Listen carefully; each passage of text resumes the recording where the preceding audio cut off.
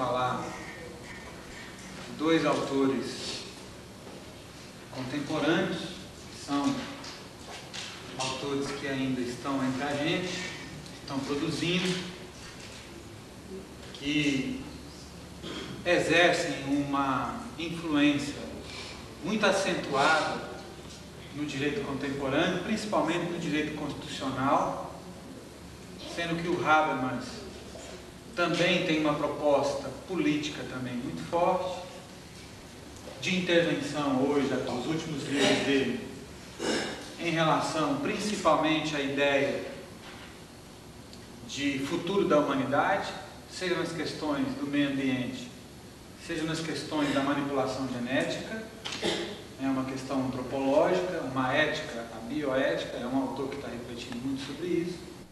Os últimos livros dele, dos últimos 10 anos, têm sido nesses assuntos. Enquanto que o Alexis é um autor hoje referência na questão dos direitos humanos, numa perspectiva de decidibilidade, uma perspectiva jurisprudencial. Esses dois autores são usados para se fundamentar na perspectiva de um discurso mais racional, aquilo que se chama de pós-positivismo, aplicado ao direito constitucional. Então nós iremos ver esses dois autores hoje. Se for possível, ao final, eu gostaria de apresentar as críticas que Habermas faz a Alexis e as defesas que Alexis faz em relação a Habermas.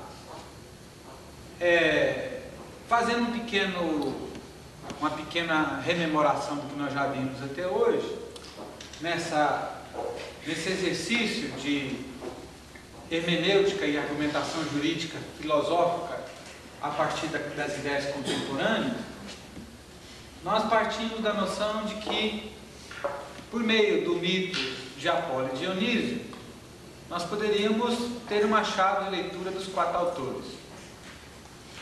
Dionísio, essa questão mais do obscuro, do incontrolável, daquilo que nos escapa da razão humana, nós usamos essa metáfora para identificar autores como Heidegger e Gadamer, principalmente nesse sentido de que não há um controle absoluto do viver humano por meio da razão.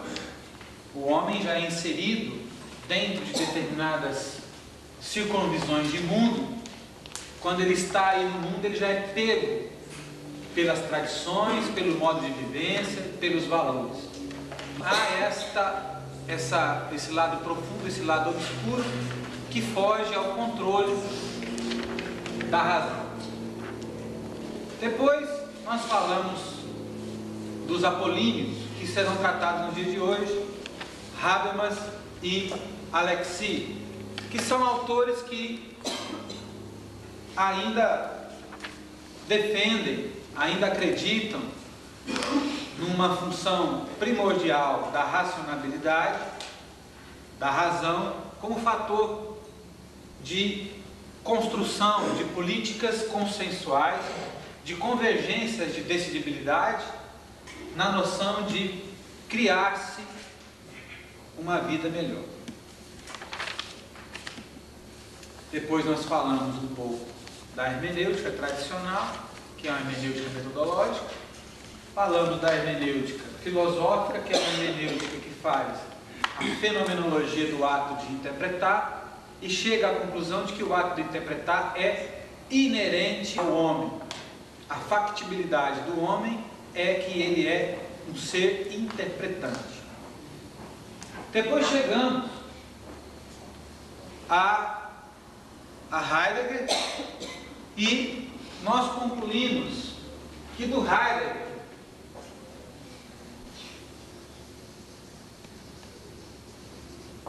o ideal é guardarmos a ideia de factibilidade,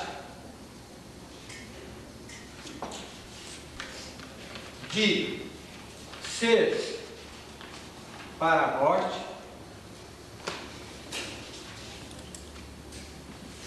de pré-compreensão e mundo da vida.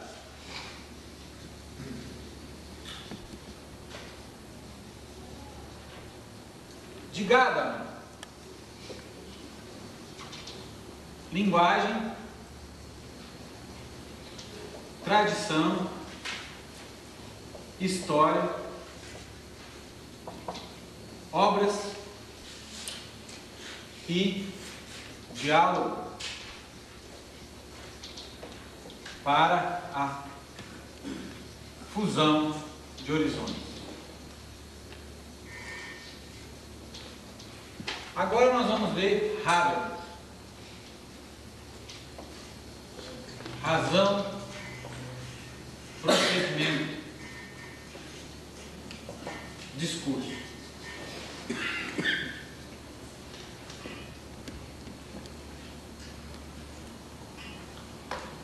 As leituras que eu tive oportunidade para preparar as aulas do Habermas me impuseram um limite, de maneira que eu não tenho aqui nenhuma preocupação de originalidade na exposição das ideias do Habermas. Sou um mero aqui glosador, um mero sintetizador das análises dos professores Marcelo Neves, Luiz Moreira e Marcelo Catone. O professor Marcelo Neves tem as origens na Universidade Federal de Pernambuco, foi para a Europa e teve a felicidade de ser aluno do Habermas, brasileiro que foi aluno do Habermas, não um aluno genérico, mas um aluno dos seminários. Na Europa, o ensino de filosofia é dividido em dois campos: as aulas genéricas e as aulas de seminários. Os seminários são 10 a 15 pessoas no máximo, e o professor titular convida os alunos mais brilhantes a participar dos seminários semanais.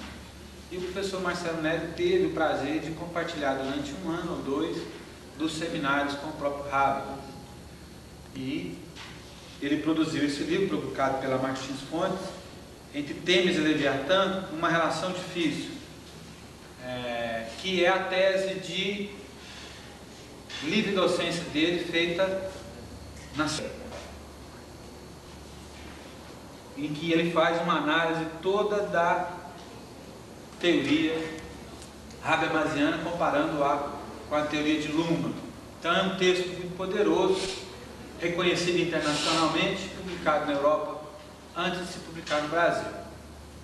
Depois eu trabalhei também muito com o professor Luiz Moreira, que é mineiro, no livro Com Habermas e Contra Habermas, da editora Landi. É um jovem muito talentoso. E o professor Marcelo Catone, da Universidade Federal de Minas Gerais, vocês já devem ter ouvido falar. De maneira que, pelo pouco tempo que eu tive para preparar, as questões deontológicas, ou seja, aquela técnica da ABNT das fontes, eu não tive possibilidade de fazer uma regressão final e estar citando, de maneira que muitos dos textos aí pertencem a esses três autores e eu pus para poder didaticamente estar debatendo com vocês, então sem pretensão nenhuma de me apossar desses textos. Esses textos estão citados genericamente, são dos três, né? Quando eu for falar do Alexis e da crítica do Habermas ao Alexis, eu também chamei as lições do professor Argemiro Cardoso Martins, da Federal de Santa Catarina, e do professor Luiz Henrique Cardomati, professor da Universidade da Univale, no Vale do Itajaí, no Rio Grande do Sul, em que eles fazem uma comparação muito boa, muito bonita, entre o Alexis e o Habermas, principalmente pelas intervenções de um outro pensador alemão chamado Klaus Günther, que é um direito, também um filósofo de direito penal, se tem toda uma teoria da argumentação e da adequação que tenta ser um intermediário na linha do Alexis e do Habermas. Então são basicamente esses 5 autores, mais alguma leitura ou outra que me escapou, que não pude citar, mas de maneira que peço a vocês que compreendam a dificuldade de ter feito assim um rigor deontológico de citações completas, mas eu acho que como o nosso objetivo é uma explanação, um diálogo não academicista, no sentido de que aqui não é uma defesa de tese ou de mestrado, o perdão dessa falha acadêmica até os autores vão me permitir cometer. Né? Então, feita essa ressalva acadêmica, vamos trabalhar os autores. Habermas, direito, democracia e razão procedimental. Como eu disse, acho que na primeira intervenção, é comum na Alemanha os autores maduros proporem uma filosofia do direito. Leibniz propôs, Kant propôs, Hegel propôs, Fichte propôs, e Habermas, na sua maturidade, propõe uma filosofia do direito. Por quê? Porque, pelo que parece, na perspectiva desses autores alemães, o direito, como ele é uma regra de conduta, de qualidade objetivante, tem muito o que dizer frente à moral e frente à ética. E, por via de consequência, também frente à teologia e frente, né, todas aquelas disciplinas que pretendem pôr ao homem regras de conduta. A Alemanha é um país onde o pensamento teológico é muito enraizado, há todo um debate, as faculdades de teologia na Alemanha são faculdades autorizadas, reconhecidas pelo Estado e financiadas pelo Estado. A moral, a ética e o direito. Então, são 4 disciplinas que convivem nas discussões das regras de dever ser. E os autores, em determinado momento da vida deles, acabam tendo que refletir sobre o direito, principalmente dessa característica de como se fazer regras de dever ser prescritoras de condutas que são objetivas. De uma maneira ou de outra, esses autores sempre se aproximam de uma filosofia do direito, né? Do que é o direito. Habermas, então, chega a fazer sua vida do direito no seu livro Facticidade e Validade, né? Publicado em 1992, na Alemanha. Nós podemos ver aí que é um livro então, que tem apenas 15 anos. Né? E nesta proposta da filosofia do direito habermasiana, 2 categorias vão ganhar muita importância: a democracia e o procedimento. Por que a democracia? Porque Habermas é um teórico do pós-Segunda Guerra Mundial. Ele é um jovem quando explode a Segunda Guerra Mundial. Todo o autoritarismo alemão ele convive na sua juventude, na sua adolescência, na sua primeira juventude, e ele faz parte desses pensadores do pós-Segunda Guerra Mundial que veem na democracia a instância primeira por meio da qual totalitarismos do tipo stalinista e do tipo nazista e do tipo fascista poderão não retornar. A Alemanha tem na sua Constituição o impeditivo na divulgação de pensamentos e de ideias. Qual é? Pensamentos totalitários. Faz parte do mundo da vida, da pré-compreensão de mundo do alemão do pós-Segunda Guerra Mundial, a maneira pela qual evitar-se-ia o retorno de um pensamento autoritário dentro da própria Alemanha. De maneira que todos os autores alemães, principalmente aqueles que se preocupam com a política, de um modo ou de outro, vão participar de um debate público na imprensa, nas faculdades, sempre dando uma sugestão ou sempre dando uma colaboração no sentido de que como evitar a volta do totalitarismo, como evitar a volta do Holocausto, como impedir que a Alemanha caia novamente na armadilha do iluminado, do grande líder. E Heidegger vai encontrar na palavra democracia a sua grande resposta. Então ele é um democrata, ele acredita que o debate democrático terá grande importância para se criar anticorpos na Alemanha em particular e na Europa como um todo, na tentativa de se impedir então esse retorno do totalitarismo. Então, nesse momento, democracia e direito são duas categorias que para ele serão imprescindíveis. E aí ele dá um passo além. Uma democracia procedimental e um direito procedimental. Por quê? Porque ele percebeu que esses totalitarismos advieram devido a valores materiais. E, portanto, ele não pode aceitar uma democracia substantiva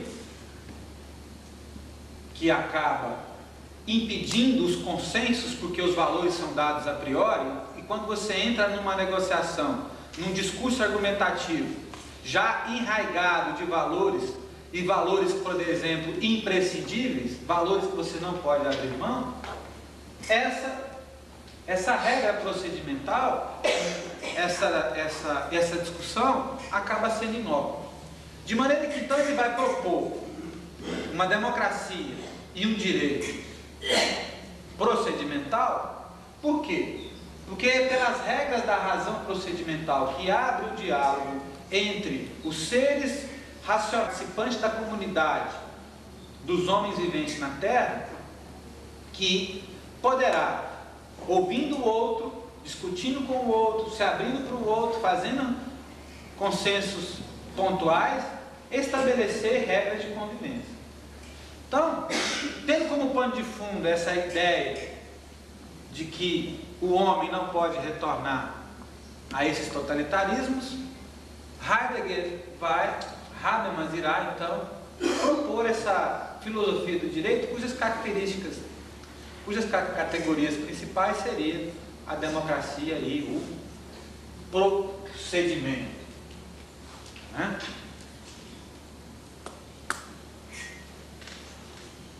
Então, qual que é o projeto que ele pretende superar com a sua filosofia? A negação da concepção de existência de um modelo para o ordenamento jurídico. Então, eu não tenho um modelo de conteúdo para o ordenamento jurídico. Eu tenho regras de procedimento. Não é um direito tipicamente formal daquele do Estado de Direito clássico do século XVII e XVIII, em que a regra jurídica tão somente dava os espaços negativos de garantia.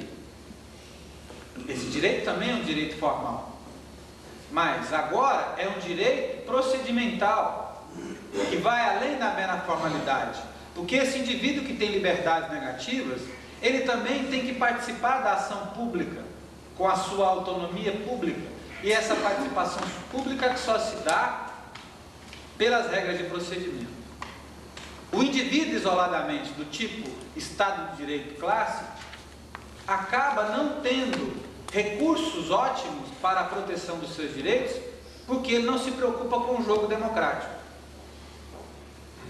Em última palavra, o indivíduo por si próprio, acreditando na boa vontade do governante, sem participar ativamente da fiscalização e da elaboração dessa vontade do governante é um indivíduo desprotegido. Ele só pode se proteger se ele também for um indivíduo público. Daí a democracia, daí a regra procedimental do jogo público do dia a dia. Então é um direito procedimental que transcende o direito formal clássico. Por quê? Porque é um direito que o indivíduo só se protege se ele também for público. Então há um equilíbrio entre o privado e um equilíbrio entre o público, numa dialética de complementariedade, né?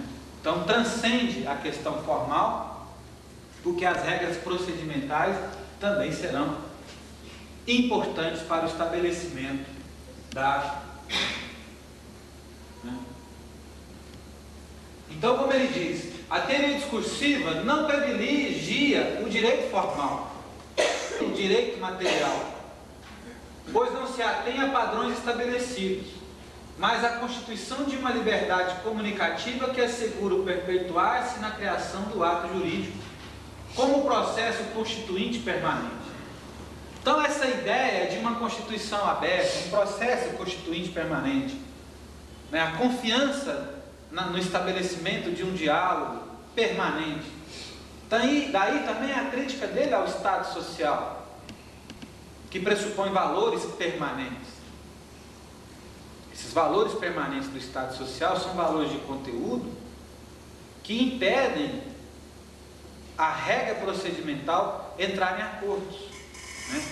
Haveria aí uma hiperresponsabilização ao Estado que impediria a sociedade de se oxigenar. A sociedade é que precisa decidir e não a norma a priori, né? A norma tem que ser uma norma aberta, porque ela é apenas e tão somente uma norma procedimental, né?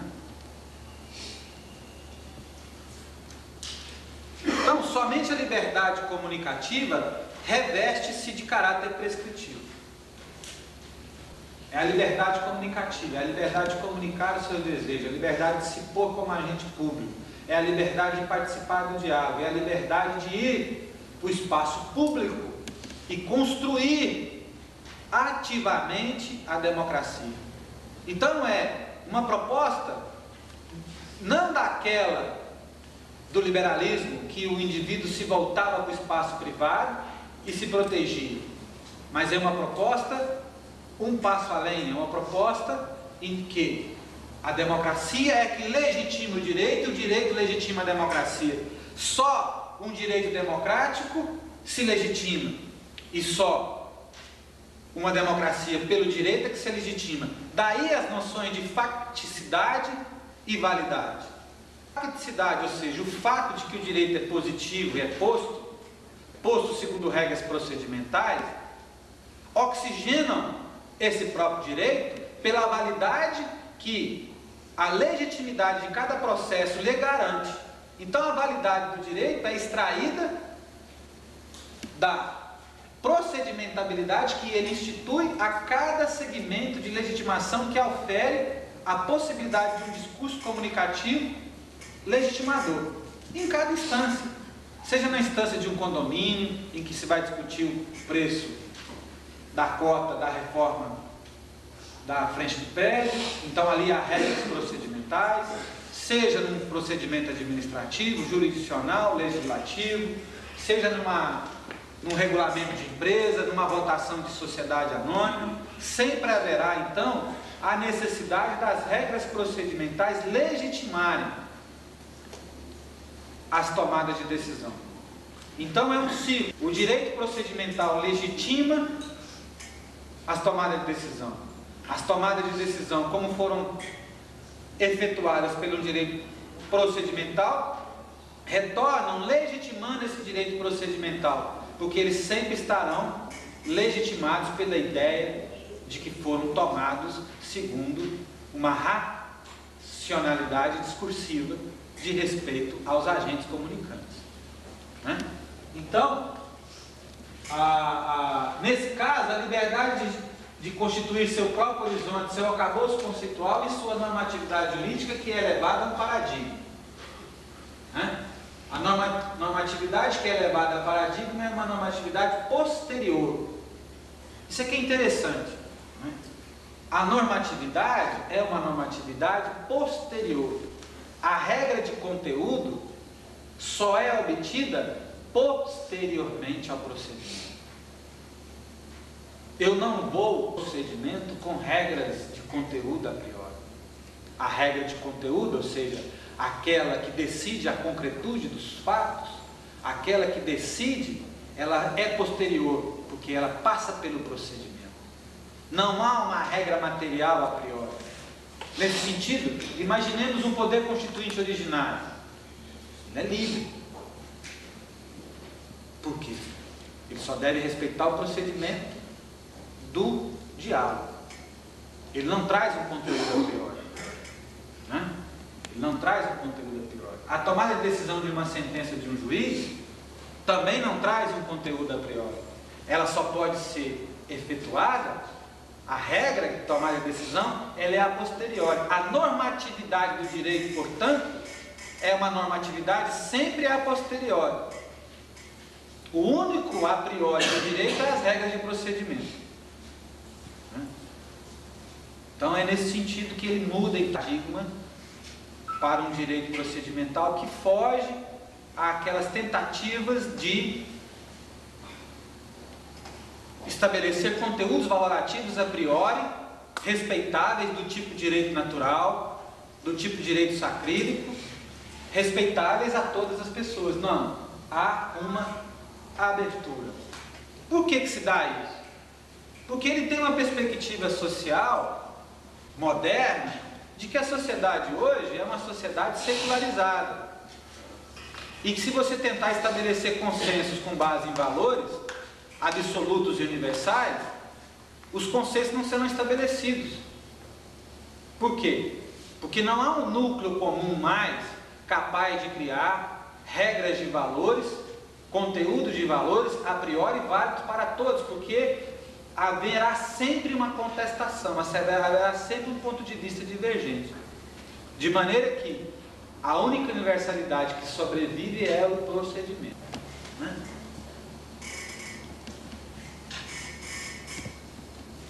Então, mais ou menos são estes o pano de fundo, as determinantes de longa duração do Habermas: democracia, direito e procedimento. Então serão essas linhas de força que nos permitirão agora percorrer um pouco o pensamento dele, principalmente no facticidade e validade, para que a gente possa chegar a algumas conclusões favoráveis ou discordantes ao pensamento do Habermas, mas sem dúvida nenhuma um pensamento que instiga a nossa reflexão. Antes disso, eu gostaria de fazer uma pergunta: mas quem é Habermas? Quem é Habermas? Quais são os seus pressupostos? Quais são a sua formação? Habermas pertence àquilo que se acostumar escola de Frankfurt. Frankfurt é uma cidade alemã, fica próximo da França. Frankfurt, lá foi criada um núcleo de estudos que parte da noção de revisão dos pressupostos marxistas. Nós sabemos que Marx tinha uma proposta de análise social e tinha uma proposta de revolução social. O que é revolução? Tirar o que está de baixo, revolver e pôr em cima. Ele tinha uma proposta de revolução social, uma proposta de mudança de classes.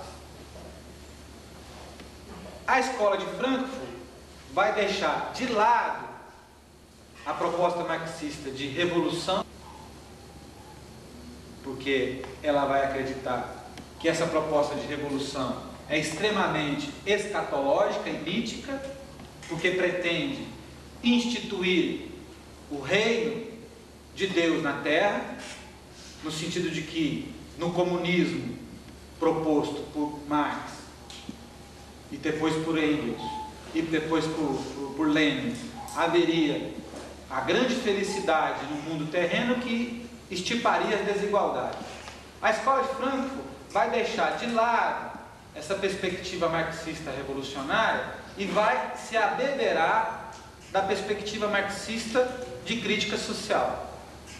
Então, a crítica marxista ao fetiche da mercadoria, ou seja, aquilo que se vai se chamar de reificação do mundo. O mundo se torna coisa consumível, né? Coisa de reificação. Os homens se reificam, cada um se fica. Cada coisa humana passa a ter um preço, cada coisa humana parte a ter um consumo. É um objeto de consumo. A cultura se torna um objeto de consumo. As massas, né? A cultura de massas. As massas passam a consumir e a tornar qualquer coisa em mercadoria. Então, a escola de Frankfurt parte dessa ideia de que está havendo uma grande alienação do homem em relação à sua identidade antropológica em favor de uma perspectiva de massa de consumo que diminui o criativo, que diminui a ideia tão importante ao iluminismo. E nesse sentido, se a gente pudesse fazer uma simplificação, a escola de Frankfurt é uma leitura kantiana de Marx, ou seja, você lê a partir dos pressupostos da razão pura, dos pressupostos da autonomia, dos pressupostos do sapere aude, daquele indivíduo que é autônomo e toma suas decisões por si próprio. Então, a escola de Frankfurt, com essa ideia de que essa cultura de massas, essa reificação do mundo que o capitalismo tem proposto, tem sugerido, cujo modelo a gente pode imaginar os mundos modernos do Charles Chaplin, em que o operário é consumido pela máquina, né? Ele é consumido pela máquina. A escola de Frankfurt, então, tenta, de uma certa maneira, pela crítica, né? A razão crítica, ou seja, aquela razão que questiona os seus próprios pressupostos, pela crítica da razão e pela crítica social, material, marxista, questionar a possibilidade da existência ainda no mundo contemporâneo desse homem autônomo, desse homem que é senhor de si próprio, desse homem que não se né, na massa consumista, desse homem que não se dissolve, desse homem que não se apaga. Então, nesse sentido, eles ainda são iluministas.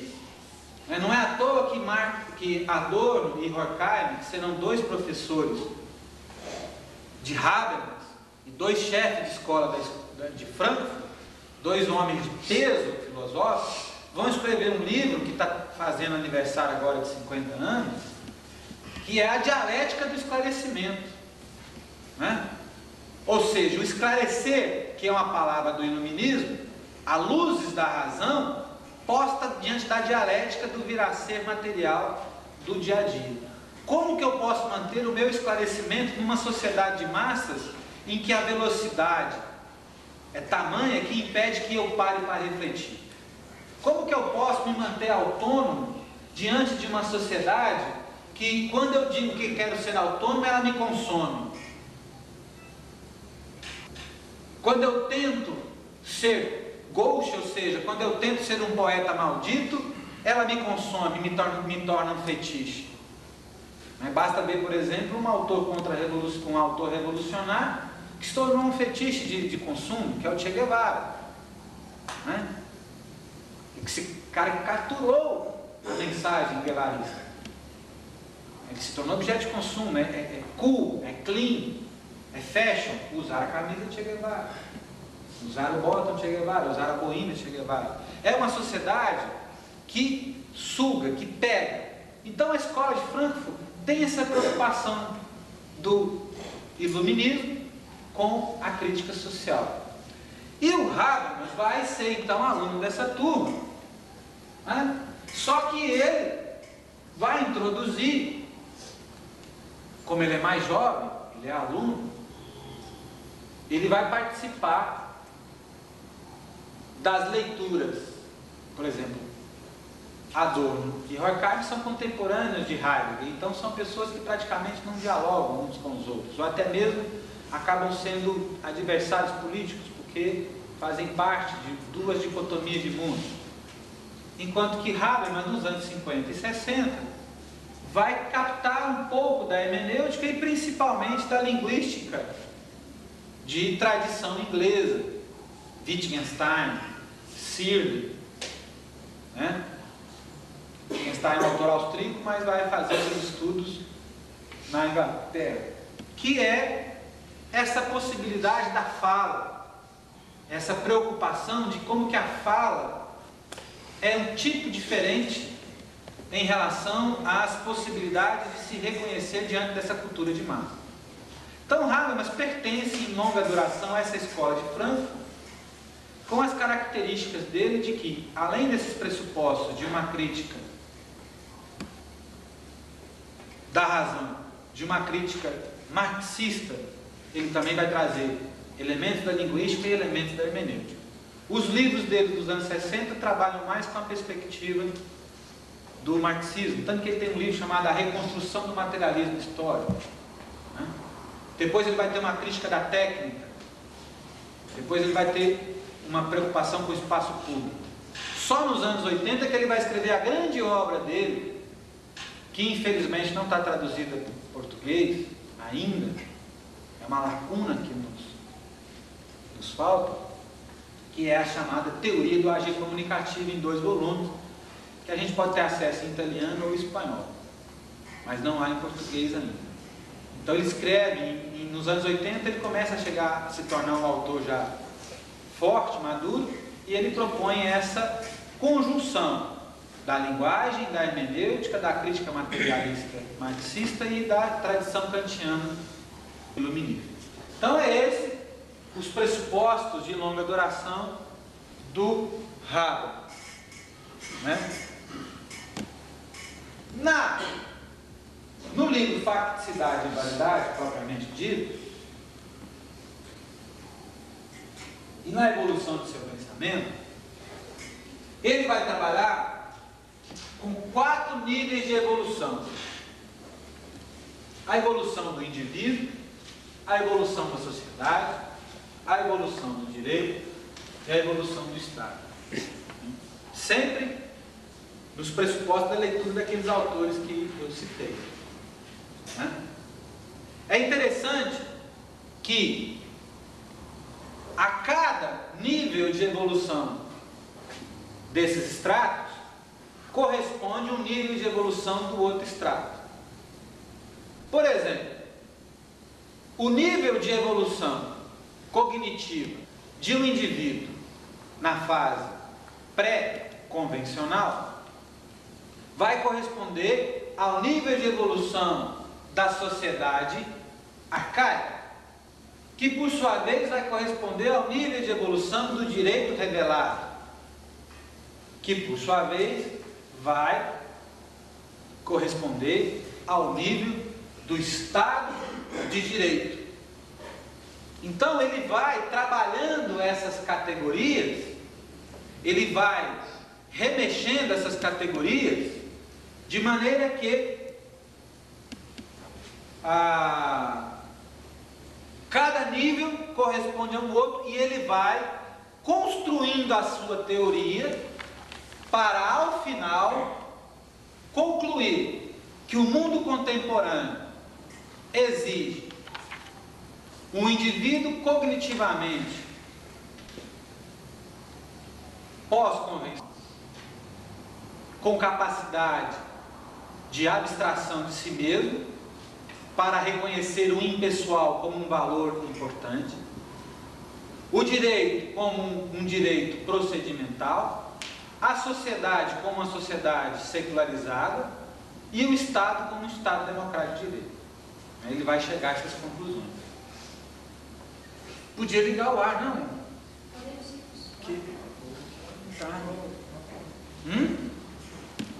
Tá quente hoje. Mas é evolução. O indivíduo,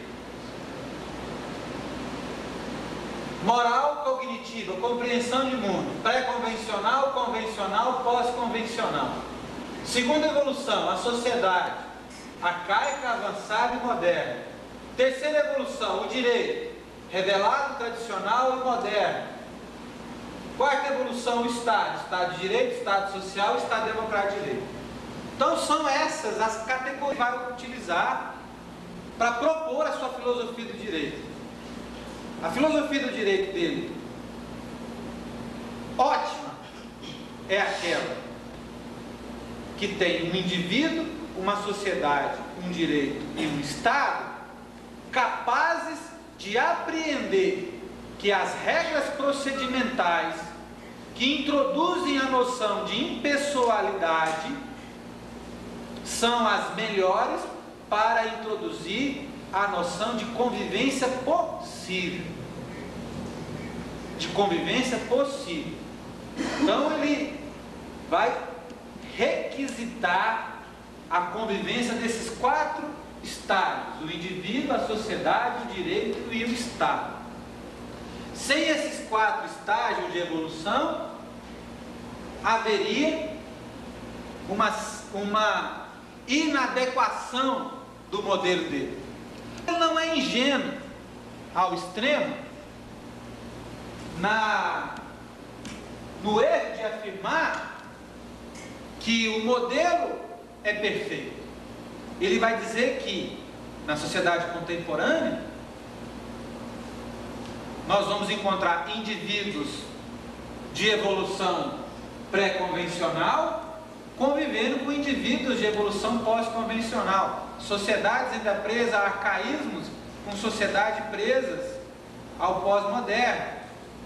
Há uma modernidade mais fluida, mas que na perspectiva dele o caminho é esta pedagogia, para a gente lembrar a frase que eu disse no primeiro dia na questão socrática, essa pedagogia de que o indivíduo possa adquirir capacidade cognitiva de reconhecer que o trato social exige a percepção, regras procedimentais e impessoais são as únicas possíveis capazes de estabelecer consensos pontuais que estabelecem o mínimo de convivência possível. Esse mínimo de convivência possível que seria então esse anticorpo a um retorno ao totalitarismo. Então, mais ou menos é essa a trabalho dele. Vamos passar um de cada vez. Essas relações dos indivíduos se dá no mundo da vida. E aí nós pusemos então um dos primeiros conceitos importantes para ele, que ele vai retirar da fenomenologia e da hermenêutica. O que é o mundo da vida? O mundo da vida é o lugar, o horizonte, em que os agentes comunicativos se movimentam. Quem são os agentes comunicativos? Nós. Nós nos interagimos no mundo da vida. A maneira pela qual a gente interage, a maneira pela qual os indivíduos interagem, vai demarcar o grau de evolução dele, indivíduo. A maneira que esse indivíduo interage marca o grau de evolução dele. Pode haver uma inadequação entre o grau de evolução desse indivíduo e a sociedade em que ele está inserido, em que o estado em que ele está inserido, em direito em que ele está vivendo. Mas há uma pluralidade de interações, uma pluralidade de horizontes, e não há, portanto, uma regra de comportamento moral subjetiva, porque vai depender sempre da interação com o mundo da vida. Há sempre uma intercambiabilidade entre o mundo da vida e o indivíduo. Vamos ver como que isso funciona. Indivíduo, moral cognitiva, compreensão de mundo. Ele vai buscar essas teorias basicamente em Piaget. Ele é um grande leitor de Piaget para fazer a sua teoria comunicativa. O amadurecimento cognitivo se dá pelo descentramento progressivo da visão de mundo. O que é esse descentramento progressivo da visão de mundo para Piaget? Eu saio de um eu corporal, em que o eu é absoluto, em que tudo se dá por um critério de recompensa para esse eu, seria a criança, para um controle dos apetites, quando eu reconheço o outro como um valor. E aí eu crio a ideia de renúncia, eu crio a ideia de responsabilidade, eu crio a ideia de moral, eu crio a ideia de culpa. Só a culpa quando eu reconheço no outro um valor importante. Quando o indivíduo não é descentrado cognitivamente, ele não tem a noção de culpa. Porque se ele só vê a absolutização de si próprio, e se o ato que se pretende aquilatar como bom ou ruim só tem valor para ele mesmo, não existe culpa, não há responsabilidade. Então, o amadurecimento cognitivista a partir de Piaget, que o Habermas propõe, e outros autores, eu peguei só Piaget para simplificar para a nossa aula, é que esse indivíduo que vai pertencer a um Estado democrático de direito, ele tem uma responsabilidade própria de ser capaz de, cognitivamente, se descentralizar. Cognitivamente amadurecer. O Estado democrático de direito deve ser composto por indivíduos amadurecidos. Se eles não forem amadurecidos, o Estado democrático de direito falha. Por quê? Porque ele não é um indivíduo não aberto ao outro. Não é aberto ao outro. Né? Vejam só então primeiro indivíduo. O indivíduo na fase pré-convencional. Né? Pré-convencional, ou seja, antes das convenções. As convenções são regras objetivas. Então o indivíduo que está no seu grau de evolução ainda num tempo pré-convencional. Quem que é esse indivíduo? Ele é um indivíduo numa perspectiva egocêntrica, individualista concreta. O eu não distingue subjetividade, objetividade ou individualidade. O mundo exterior é compreendido como relação de causa e efeito. Não se afirma o nexo de causalidade e validade normativa. Ora, todos nós aqui que trabalhamos com direito já convivemos com pessoas que são cronologicamente maduras, mas cognitivamente imaturas. Né? Grande parte da delinquência juvenil se dá por essa falta de maturidade. Ele não percebe os limites normativos, ele não percebe o valor do outro. Aquele caso dos rapazes que bateram na mulher do Porto de João, no Rio de Janeiro, ou daqueles outros que puseram fogo no Hino Galdino, é uma incapacidade de se perceber o outro como um valor. Por quê? Porque é um indivíduo ainda centrado no seu ego, centrado no eu. Ele é obtuso, ele não percebe a culpa no ato, porque ele tem um sentimento de onipotência, ele tem um sentimento de intangibilidade, nada chega a ele, porque ele foi passado que ele é um valor absoluto. Esse indivíduo não se adequa a uma regra de Estado democrático. Ele não se adequa ao reconhecimento da norma objetiva.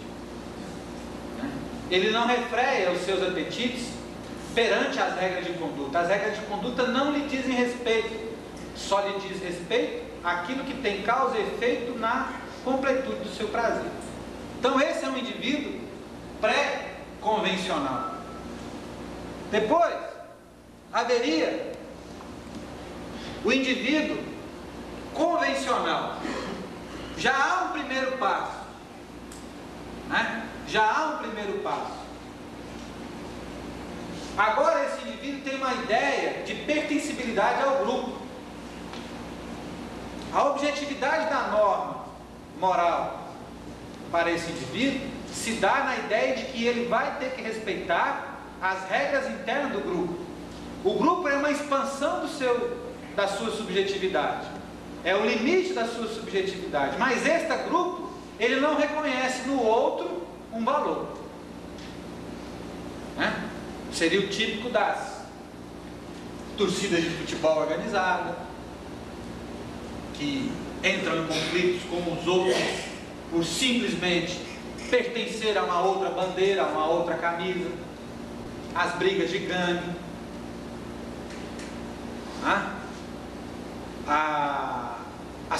os indivíduos das sociedades arcaicas e pré-avançadas da vendetta, da vingança, do matar porque se matou alguém do grupo e você deve obediência extrema a essa regra, porque senão você vai deixar de ser identificado com o grupo, né?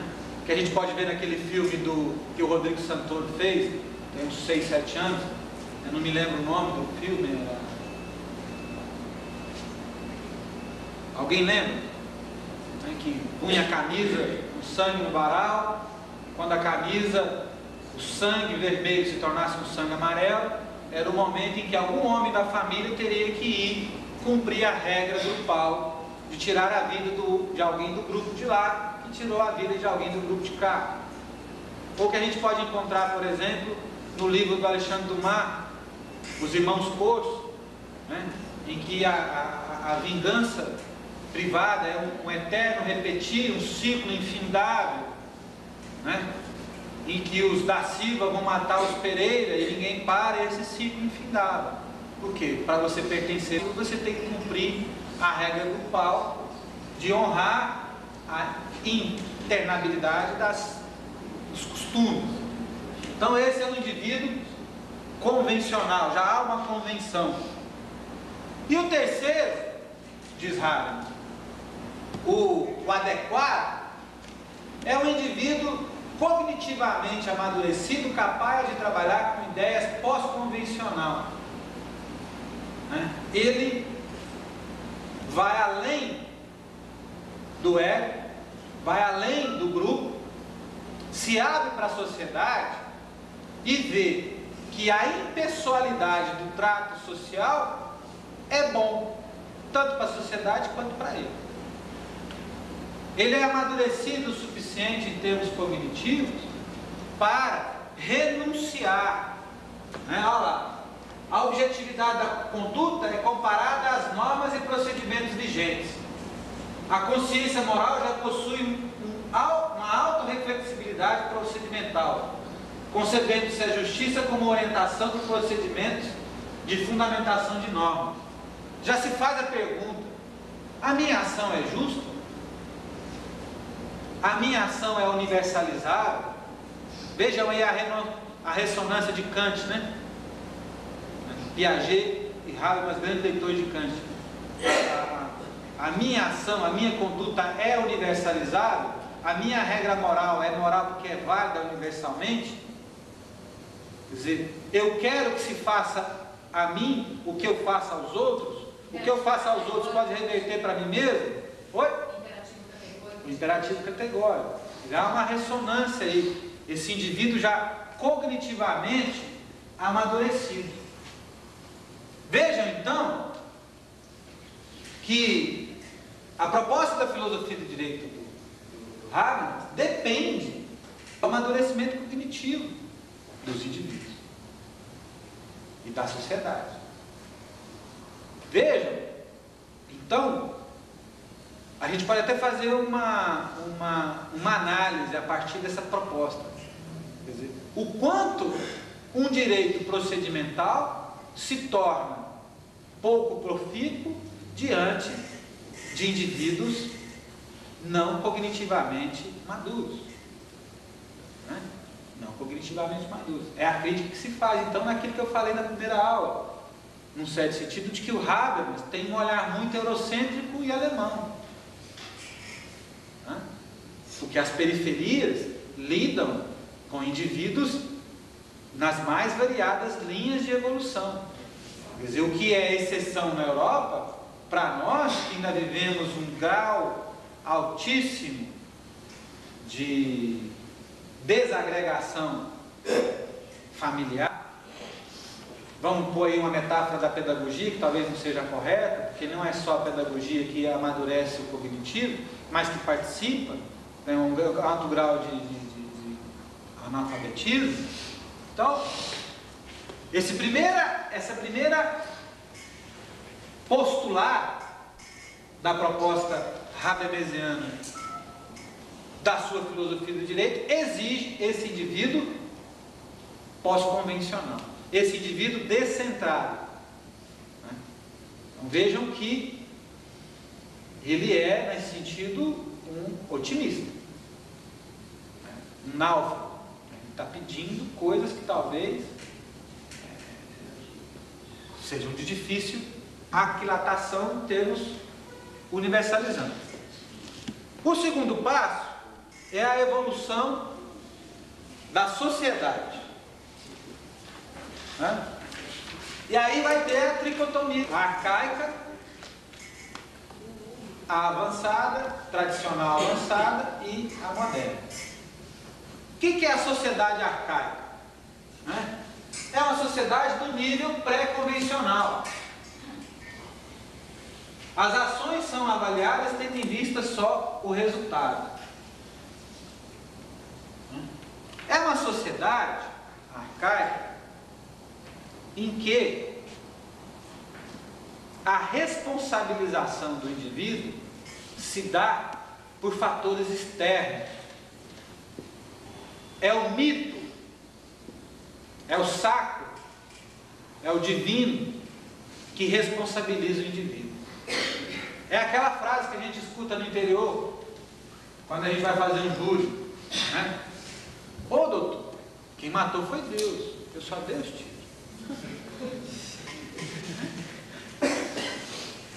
Ou seja, há sempre uma intervenção do externo que tira a responsabilidade do indivíduo.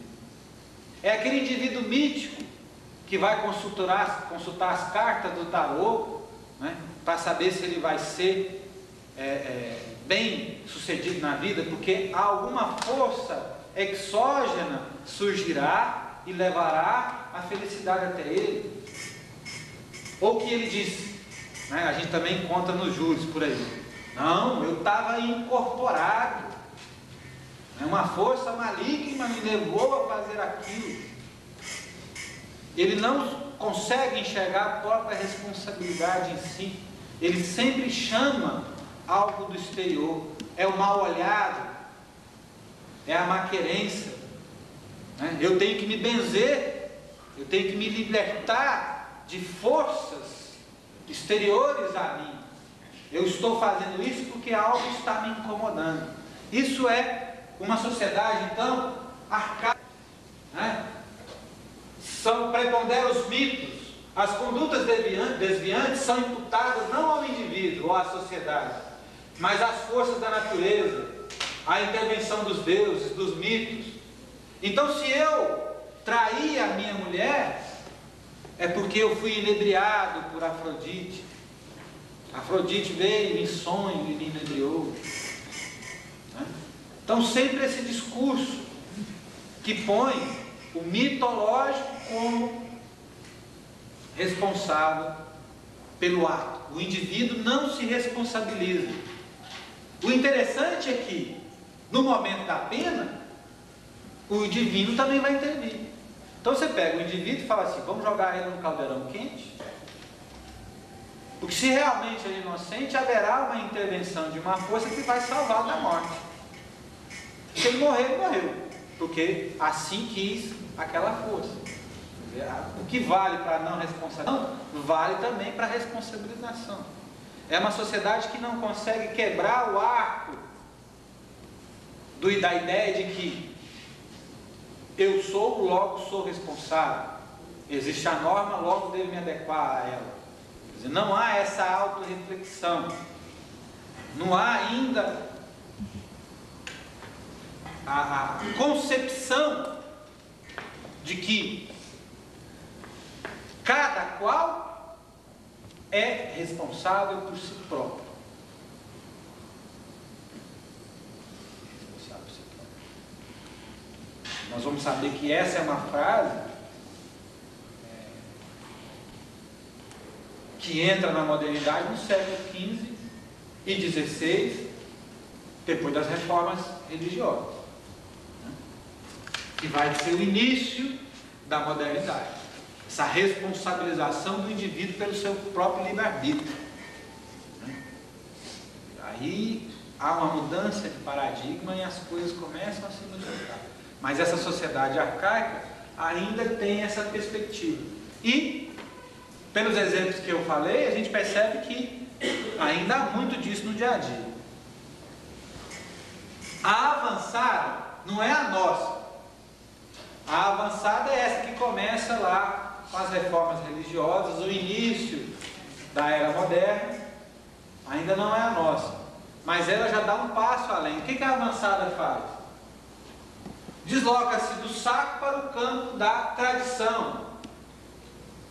Os resultados da ação vinculam-se não mais à fidelidade parental, mas à organização territorial cuja unidade é referida ao soberano.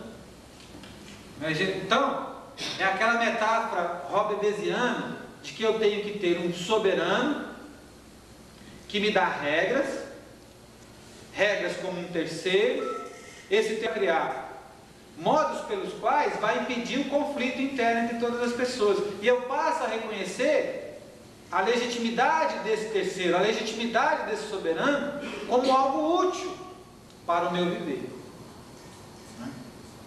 Então há essa perspectiva de ir além do grupo e uma ideia de território. Porque vejam vocês, a ideia de território ela já é mais abstrata do que a ideia de grupo. Por que ela é mais abstrata? E ela é mais descentrada do que a ideia de indivíduo. Porque o indivíduo é corpo. O grupo ainda é biologia. Ainda é matéria. O território é uma ficção. A demarcação de territórios é ficcional. Já exige um pensamento mais elaborado.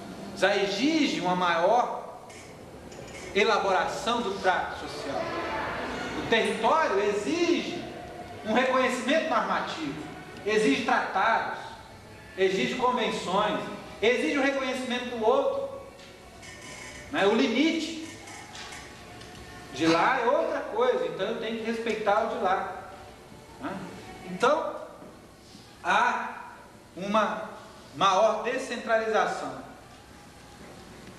A moderna, em contraposição à arcaica, vai ser a secularização dos valores e a universalização da ideia de indivíduo. Por quê? O indivíduo agora é um valor independentemente do biológico e independentemente do territorial. Porque ele é um todo, ele é universal. Declaração Universal dos Direitos dos Homens.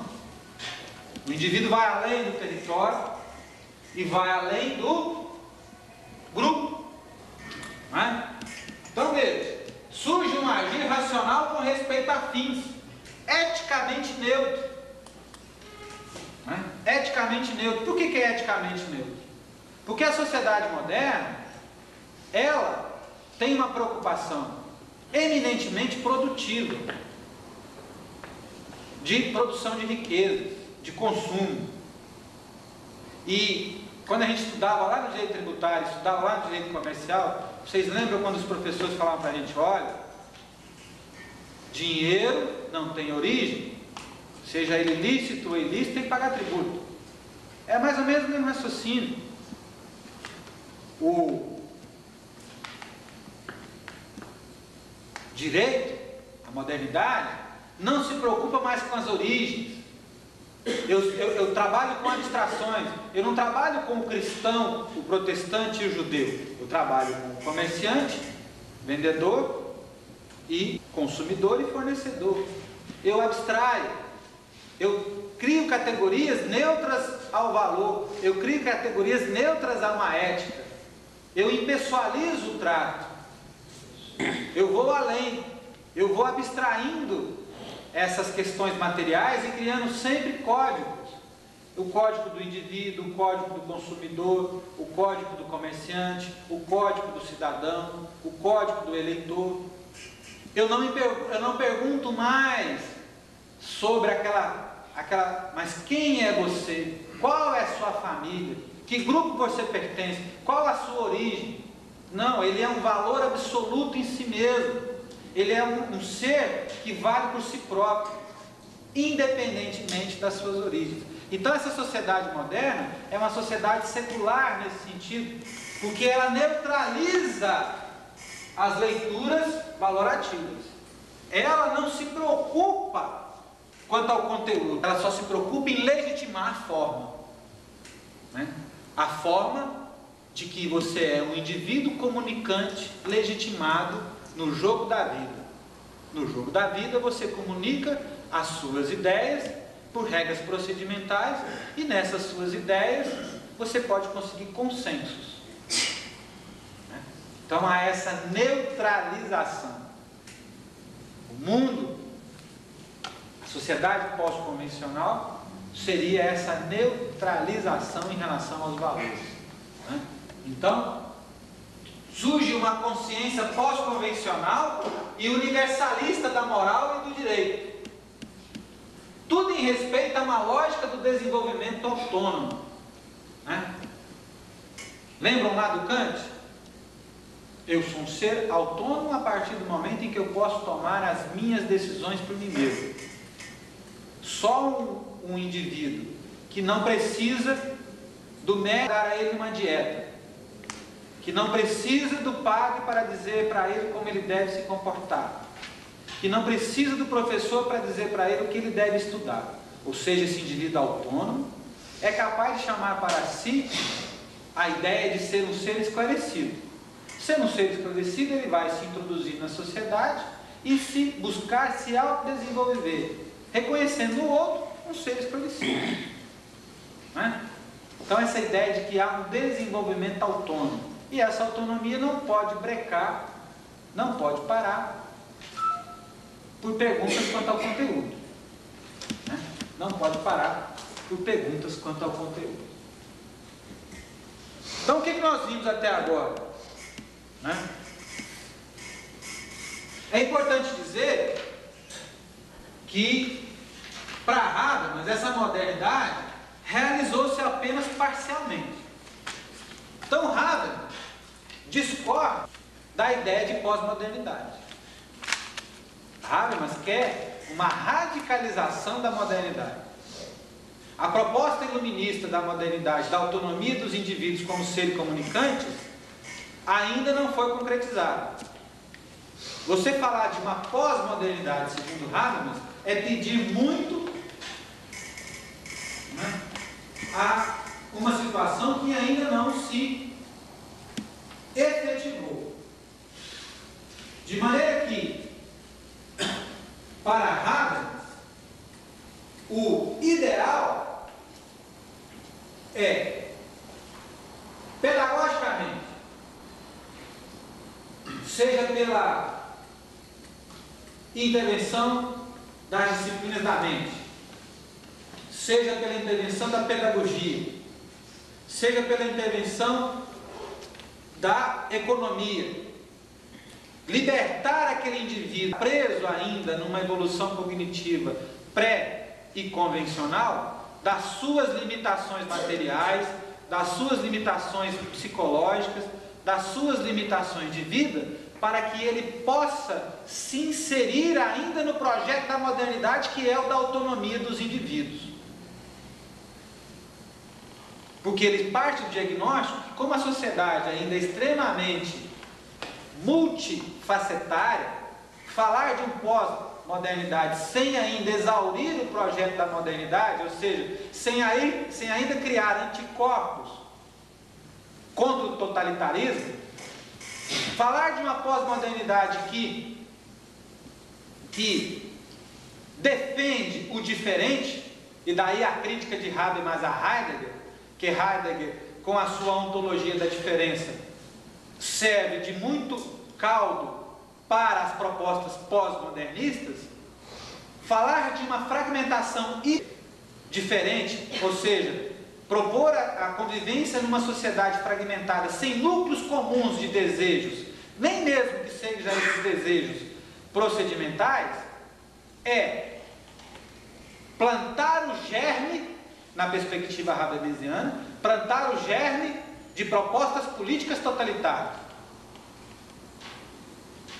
Quando ele vê, por exemplo, Le Pen, na França, chegar a 14% do primeiro turno da eleição presidencial e impedir a esquerda de ter um segundo turno, e ter um segundo turno só de direita na França, entre o Jacques Chirac e o Le Pen, o Habermas escreve: essa proposta pós-moderna do diferente, da exclusão do outro pela diferença, pode gerar totalitarismo. Então ele tem medo dessa proposta pós-moderna, porque ele é um filósofo da igualdade. Ele quer a radicalização da modernidade. Por quê? Porque com a radicalização da modernidade, você ainda mantém a ideia de universal, e universal é igual, como um fator de anticorpo de totalitarismo. Ele acha o discurso pós-moderno um discurso extremamente perigoso, um discurso que tem germes de totalitarismo. E nesse sentido, então, é que ele tem esse desejo quase que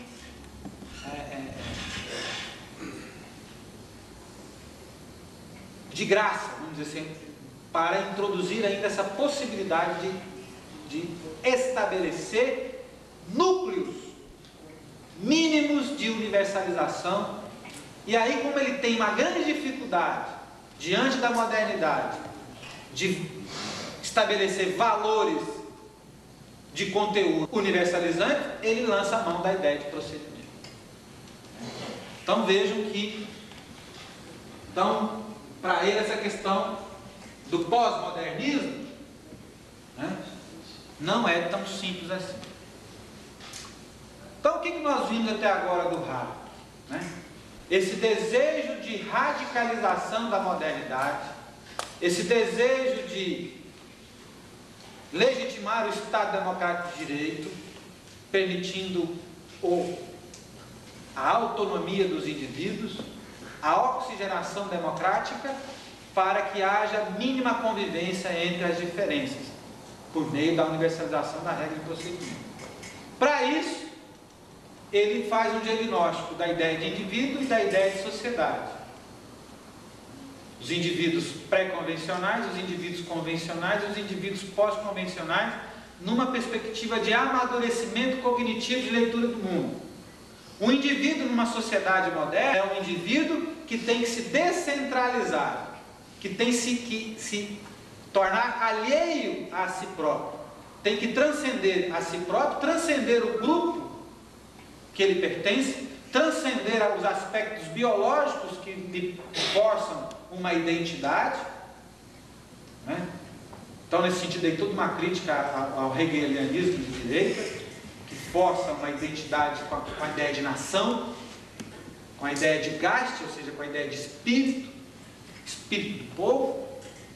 Então, toda uma crítica nessa perspectiva de descentramento do indivíduo, e é uma sociedade que tem que se neutralizar em relação aos valores. Por quê? Se você pôr valor, você impede a troca, você impede o diálogo. Então, essas duas primeiras categorias. Agora nós vamos falar do direito. O direito na mesma questão. O direito do indivíduo pré-convencional é o direito revelado, e é da sociedade arcaica. O direito revelado é aquele direito também mítico, posto de fora, que não tem a intervenção desse indivíduo autônomo. Porque Habermas é grande leitor de Kant e grande leitor de Rousseau. O direito só é reconhecido como legítimo a partir do momento em que ele tem: eu obedeço não por heteronomia, mas eu obedeço por autonomia. Por isso que o direito se contamina com a moral. Por isso que o direito também é moral. Porque a moral do indivíduo põe o direito. Porque o indivíduo se reconhece no direito, porque o direito também é algo autônomo. Eu obedeço o direito não por obrigação, eu obedeço o direito por dever. Ora, quando o direito é posto de fora, quando o direito é rebelado, eu obedeço o direito dele. Porque no sentido de dever é respeitar a mim mesmo, a minha regra moral. Eu respeito por obrigação, eu respeito por temor, porque é heterônomo, é hétero, é outro que põe a norma, não é autônomo, não sou eu, o autos, que põe a norma. Então, o direito revelado corresponde ao nível da consciência moral pré-convencional e baseia-se na ética mágica. Não se distingue entre a norma e a ação. Portanto, não é possível julgar a conduta a partir de estruturas normativas. Por exemplo,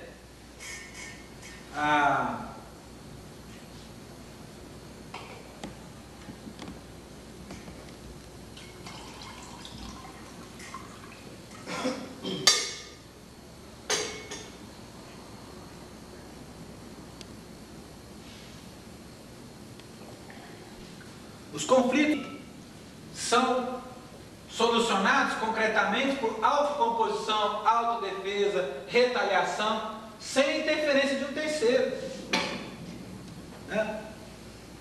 É aquele direito das sociedades arcaicas em que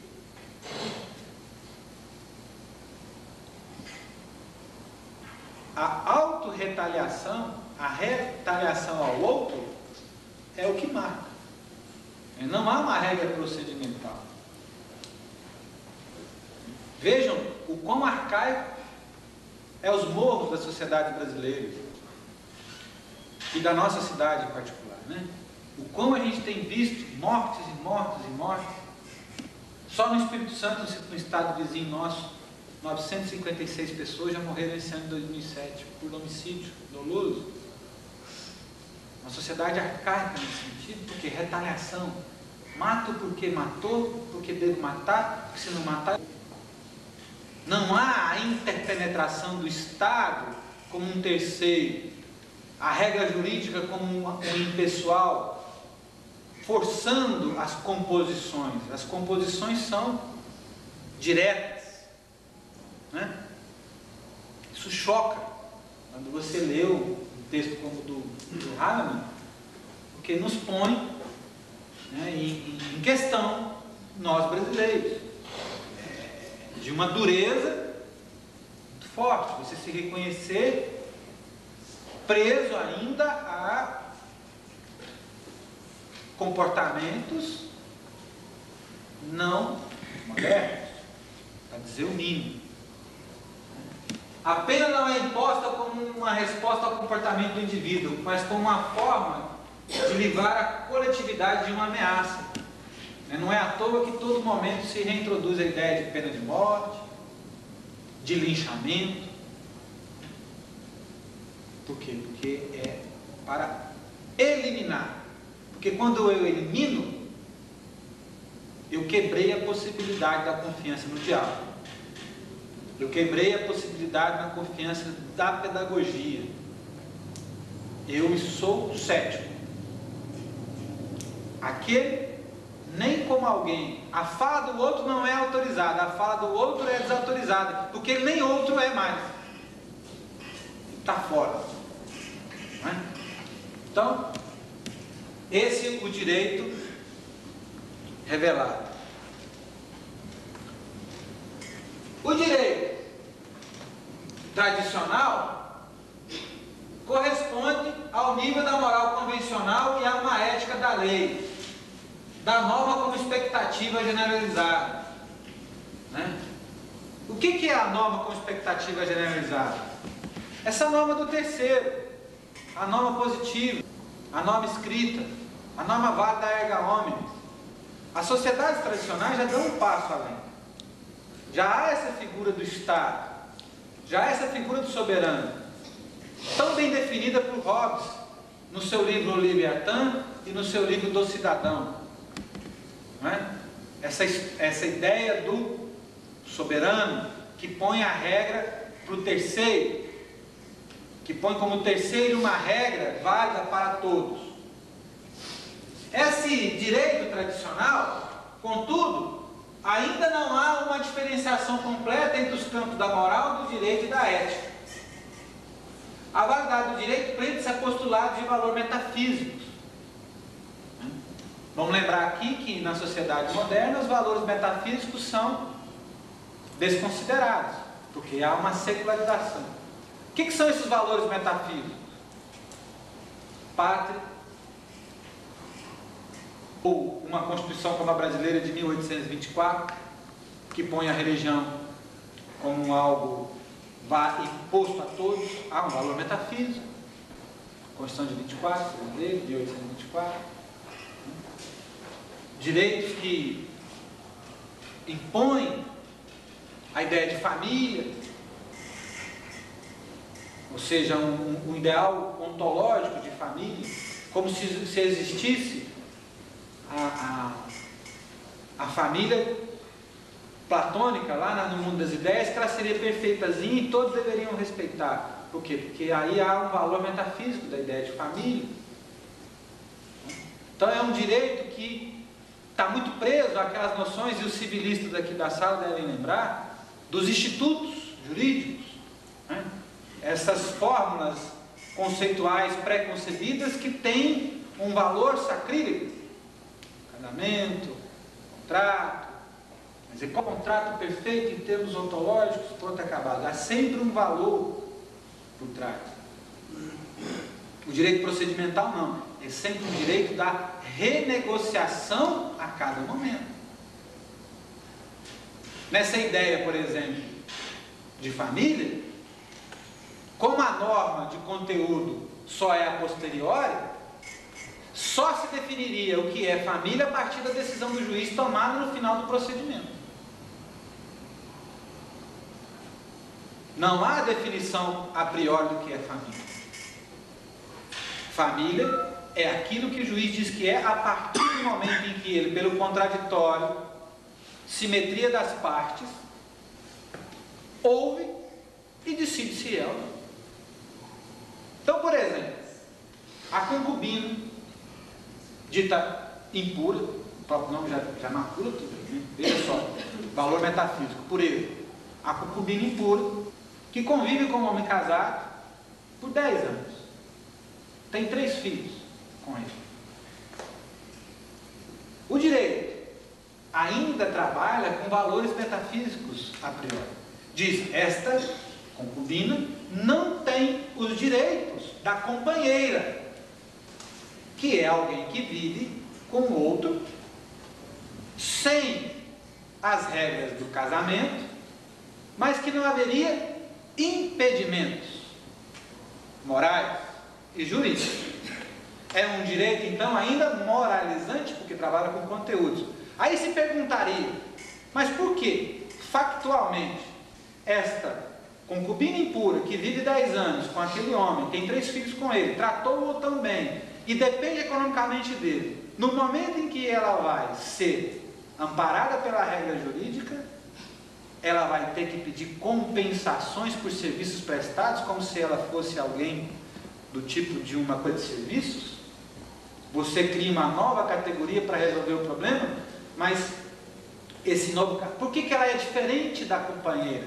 Porque se trabalha com ideias de valores a priori, se trabalha com conteúdo antecipado, e isso impediria, segundo Hahnemann, isso impediria a oxigenação do direito. A petição que pediria para se reconhecer como família, ou se pediria para reconhecer os direitos daquela pessoa, só poderia ser decidida a posteriori, e nunca a priori. Porque não poderia haver um sentido a priori do que significa família, a não ser, talvez, paradigmático, e não ontológico. Porque uma coisa é ser paradigma, outra coisa é ser essência. Quando você trabalha com a essência, aquilo que não se adequa à essência quebra. Né? É aquela metáfora do Platão. Quer dizer, o cavalo que passa na porta da minha janela, ele nunca vai ser perfeito como o cavalo que está lá no mundo das ideias, porque sempre haverá um erro. E a família, sempre haverá erros nas famílias, mas mesmo assim é um direito, então, tradicional, porque é um direito que ainda mantém valores metafísicos, ou seja, valores que estão além da realidade concreta, que não levam em consideração a factibilidade do mundo, não levam em consideração as contingências, as escolhas, as virtualidades, as reentrâncias. Então, nesse sentido, ainda não é um direito democrático. É melhor do que o da sociedade arcaica? Sim, mas ainda tem essas incongruências que a gente percebe aí, né? E eu acho que esse exemplo é interessante. Estou sentindo um silêncio, né, muito grande hoje. Vocês estão cansados? A aula hoje não está tão levantada do Heidegger, né? Porque aqui, para poder falar do Heidegger, tem que... Eu, por exemplo, não sou um grande apaixonado por ele. Não sou.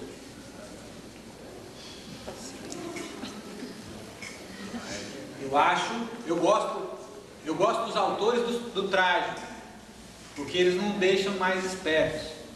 Então eu gosto do Heidegger, eu gosto do Hobbes, eu gosto do Elias Canetti, eu gosto do Carl Schmitt, porque quando você estuda o outro lado, você fica mais preparado. Quando você fica só na luz, na hora que você chega na escuridão, você não enxerga nada, né?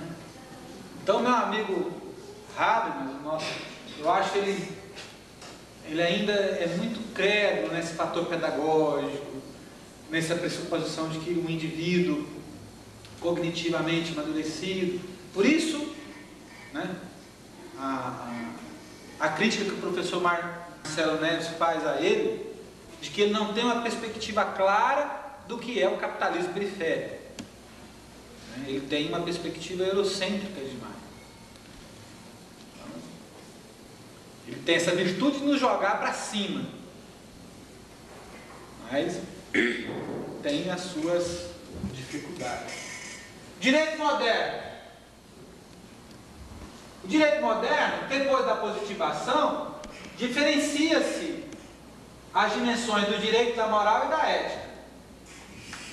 O direito desfundamenta-se, liberta-se de valores metajurídicos e torna-se, na visão de Habermas, procedimentalmente autorreflexivo. Eu acho que com esse exemplo da família deu para perceber o que é esse desfundamentar-se, né?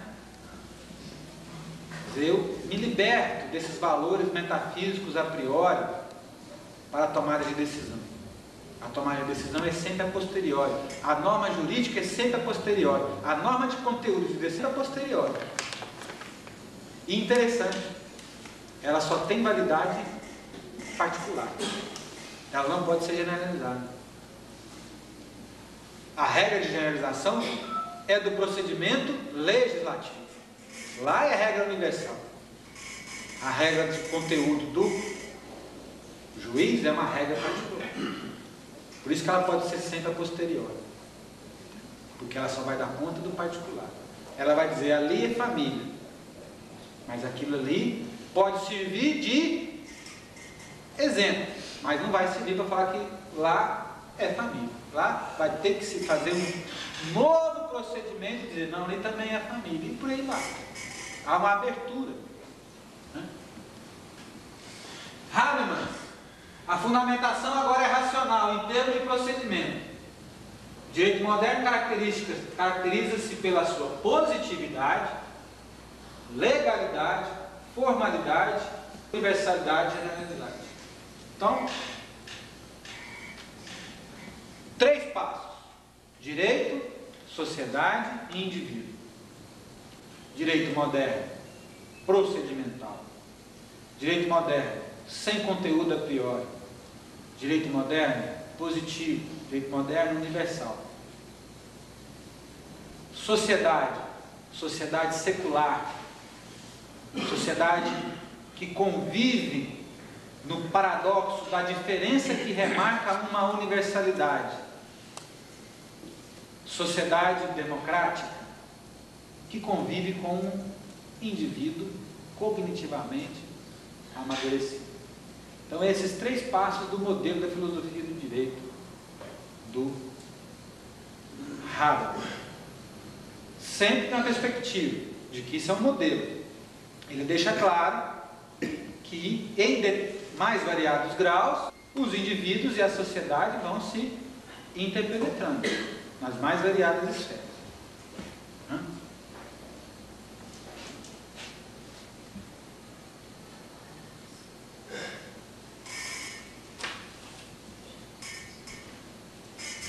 O Estado, só para terminar essa primeira metade, o Estado de direito corresponderia ao indivíduo pré-convencional, à sociedade arcaica e ao direito revelado. No Estado de direito, só aquela perspectiva da autonomia privada, paradigma das liberdades negativas. Só essa perspectiva é parcial. No Estado social, vai-se trabalhar com o indivíduo convencional, já ligado à ideia de uma responsabilização além do ego. Vai-se trabalhar com a sociedade tradicional, vai-se trabalhar com o direito tradicional, né? Só que o Estado social peca porque, ao introduzir questões de valor, por exemplo, a saúde para todos, como regra universal, ele introduz dentro do sistema uma complexidade que o próprio sistema não consegue resolver, porque ele trava o diálogo. Ele não permite a pergunta: em que grau se pode distribuir a saúde a cada decisão concreta de adequação das demandas? Ao universalizar, ele traz conteúdos metajurídicos para o direito e torna o direito inadequado, fragilizando a democracia, porque deslegitima a democracia a partir do momento em que se pede prestações que o real não permite usufruir. Dá um sentido de falta de efetividade à norma, dá um sentido de pouca função social da norma, porque uma norma que tem conteúdo é uma norma que impede o diálogo. É mais, na perspectiva dele, útil se abrir para definições pontuais do alcance da ideia de saúde a cada instante, do que se trabalhar com esse desejo quase que utópico de saúde para todos.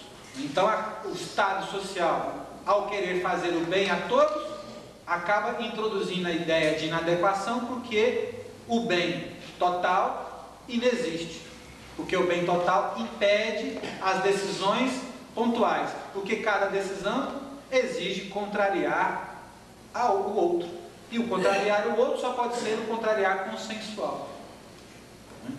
Então ele é um grande crítico do Estado social nesse sentido. E aí ele vai propor a ideia de Estado democrático de direito. O direito apresenta-se como uma esfera de intermediação entre o sistema e o mundo da vida. Aqui,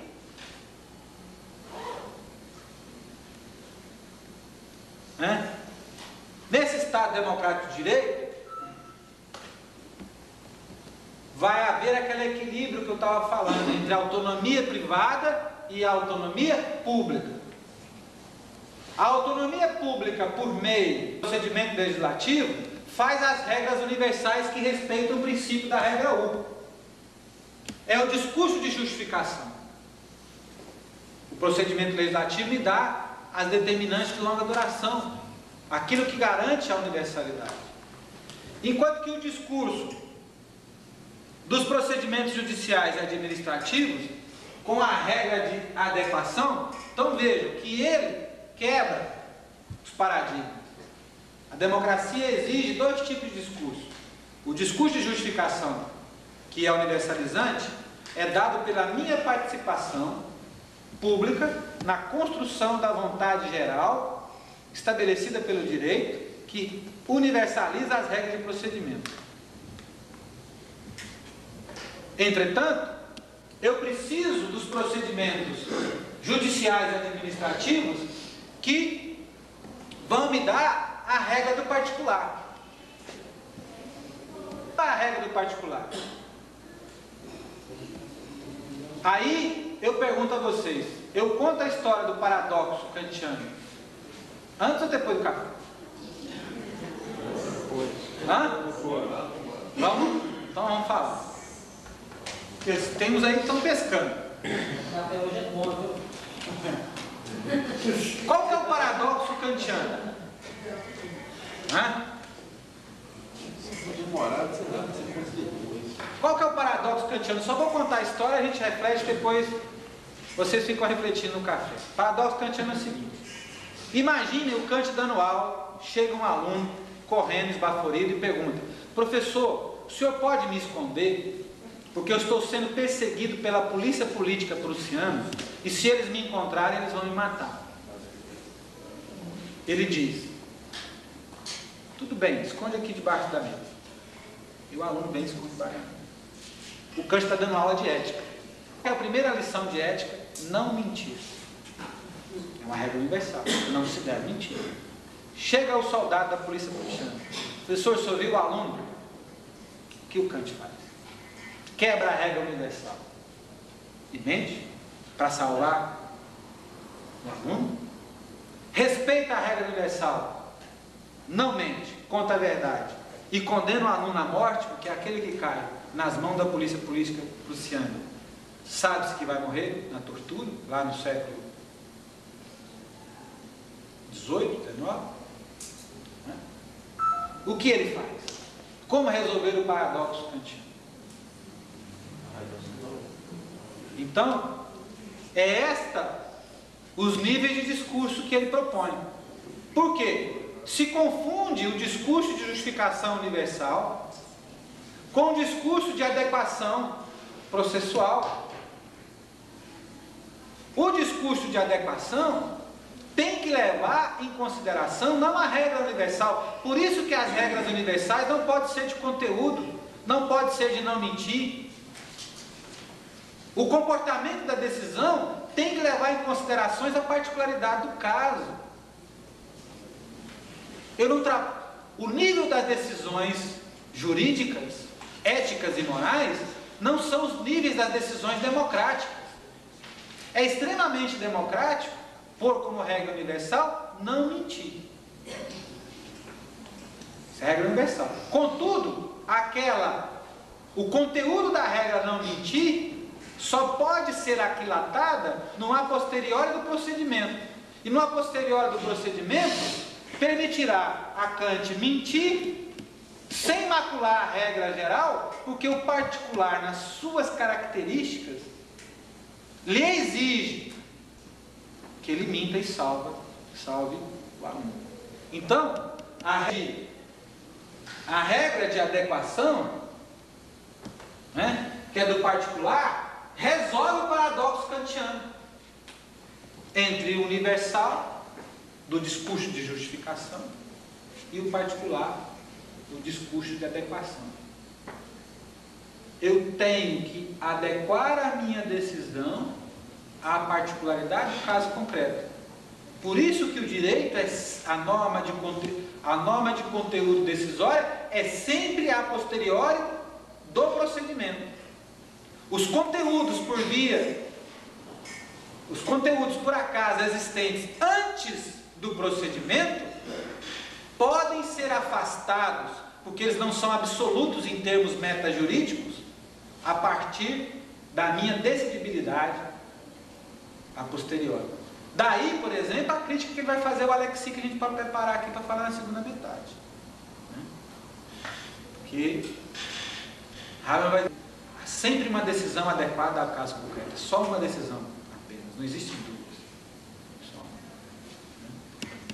Então, a tarefa de julgar, aí é fala dele. Para que realize a função socialmente integradora da ordem jurídica e a pretensão de legitimidade do direito, deve simultaneamente cumprir as condições de uma decisão consistente e da aceitabilidade racional. Né? Então vamos tomar um café, e aí no final do café eu termino com o nosso amigo Raul.